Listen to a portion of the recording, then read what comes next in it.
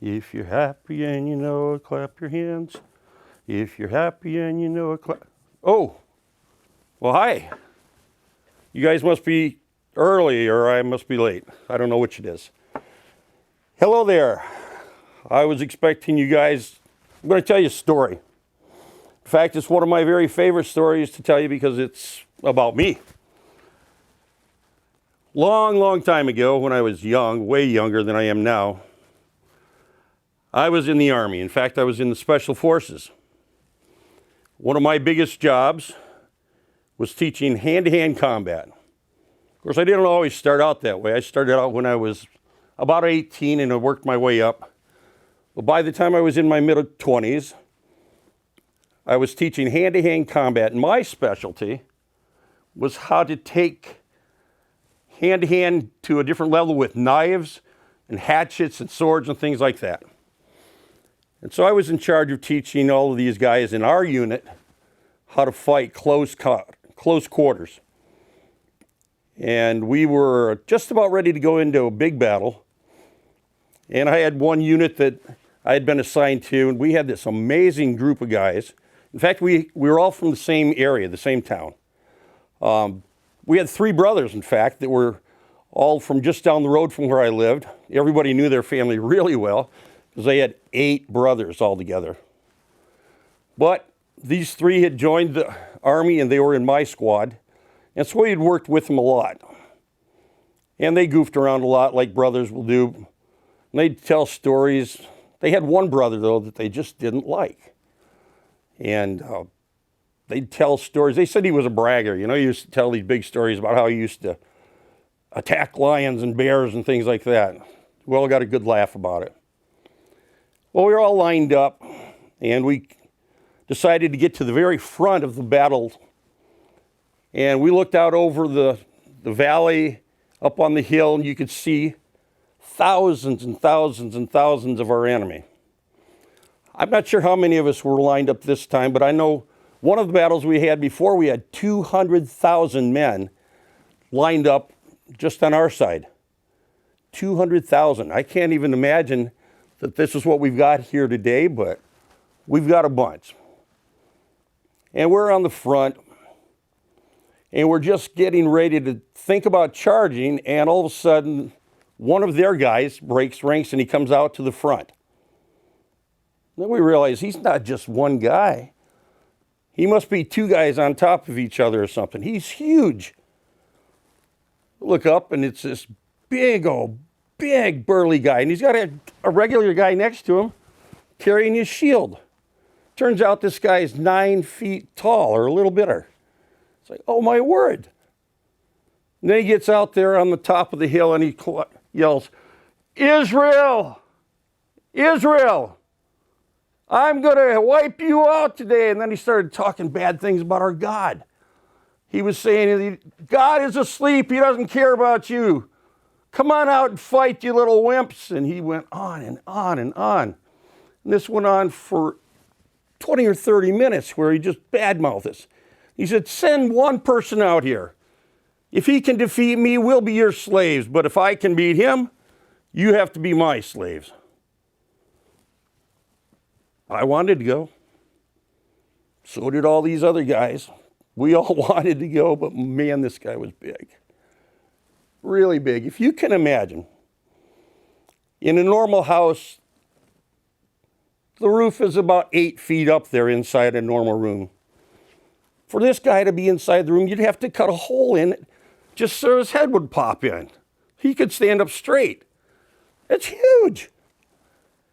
Well, I'd taught a lot of hand-to-hand to a lot of guys, but I'd never met anybody this big, and there was no way I thought I could beat him. And if I couldn't do it, I sure didn't think the rest of our guys could.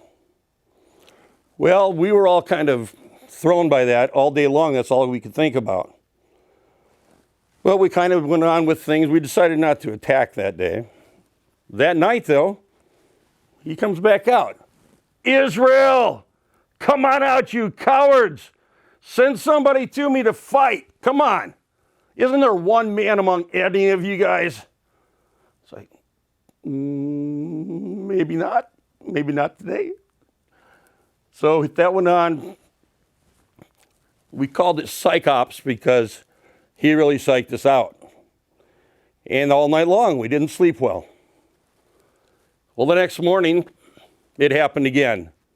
This big old tall guy, my name's Goliath. Come on out there, you wimps. Come fight me. Send a man. And this went on and on. 39 days of it.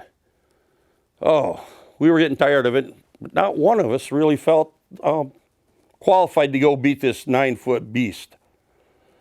Well, we were just settling down for dinner, 39th day. Heard a little commotion over there, and I saw my 3 brothers that were in my unit get up, and they go greet this kid. Turns out it's their younger brother, David. He's coming into town. I remember it really well because he brought a lot of provisions for them.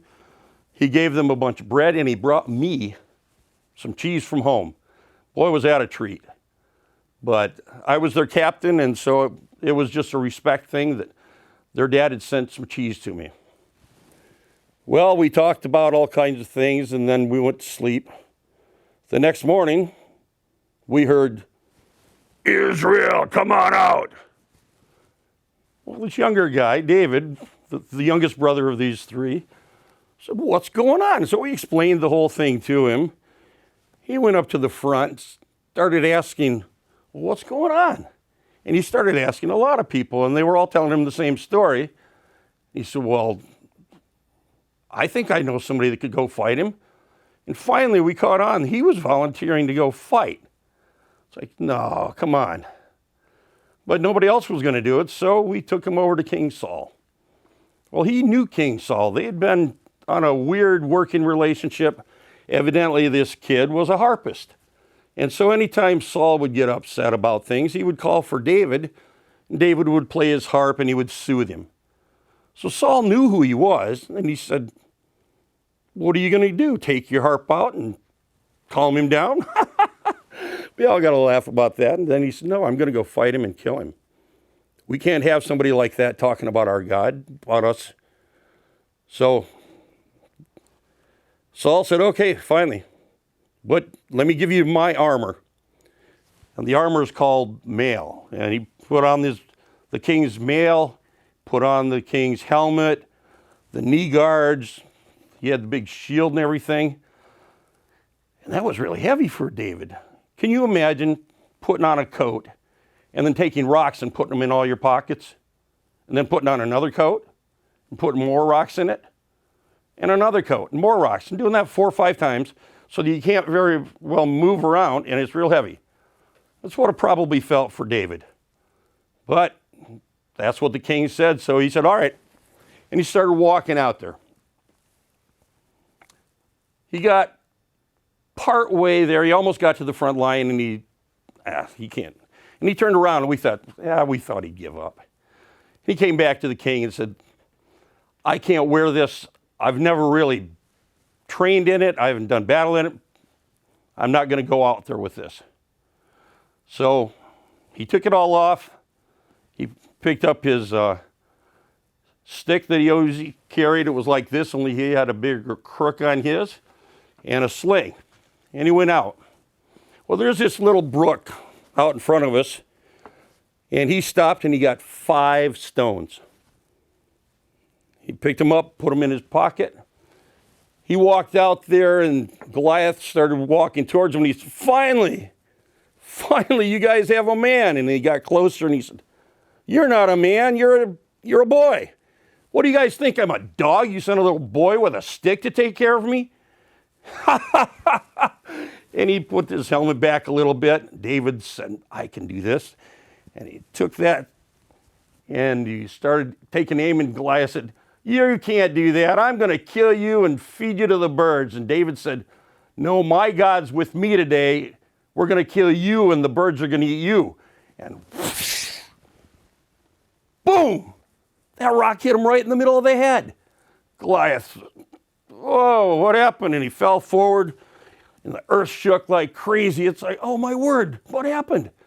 So David ran up there, grabbed the sword out of the sheath of Goliath, chopped off his head, and picked it up And we all screamed we were victorious. And we started charging the Philistines, and they ran like crazy. And we were doing pretty good in that battle. You know, we started thinking about that later. Why did he pick up 5 stones? We started talking to him. We thought, you know, in case he missed one. No, he never missed. Well, in case he got Goliath, but the Philistines came chasing him, that didn't happen. They all ran the other way. David said, no, I've studied everything and I was prepared. Did you know not only was there 1 giant, but there were 5 in the Philistine army? In fact, one of them was Goliath's little brother. And another one, if you can imagine this, he had 6 fingers on each hand and 6 toes on each hand. Well, I know that because we, over the next few years, battled the Philistines over and over and over, and we killed the other 4 giants. But David became a good king. He always had God on his side, and he led us in a really good direction. We found out through David to always trust God, always plan ahead, and always know that God's going to be victorious. And if we want to be that way too, we need to be with him. So that's my story. You guys have a really great day, and don't forget, God's with you. And one little stone went up in the air, round and round.